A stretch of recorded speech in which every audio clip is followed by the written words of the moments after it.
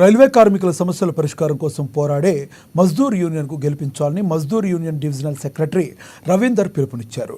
Railway కార్మిక సంఘాల గుర్తింపు ఎన్నికల్లో భాగంగా మజ్దూర్ యూనియన్ వరంగల్ బ్రాంచ్ ఆధ్వర్యంలో మహబూబాబాద్ రైల్వే స్టేషన్లో మజ్దూర్ యూనియన్ ప్రతినిధులు గెలుపు కోరుతూ ప్రచారాన్ని చేపట్టారు. ఇతర సంఘాల నేతలకు ఆయన కండువాలు కప్పి సాదరంగా ఆహ్వానించారు. రైల్వే ప్రయాణికులు సురక్షితంగా తమ గమ్యస్థానాలకు చేరుతున్నారంటే ఇంజనీరింగ్ కార్మికుల పాత్ర ఎంతో కీలకమైందని వారు అన్నారు. ప్రతి కార్మికుడు అంకిత భావంతో నిబద్ధతతో పనిచేస్తున్నారని, కార్మికుల సమస్యలపై మజ్దూర్ సంఘాల నేతలు అలుపెరగని పోరాటం చేస్తున్నారని, కార్మికుల సమస్యలు పరిష్కారం కావాలంటే మజ్దూర్ యూనియన్ ప్రతినిధులను భారీ మెజార్టీతో గెలిపించాలని కోరారు. వరంగల్ బ్రాంచ్ నుంచి వచ్చింది.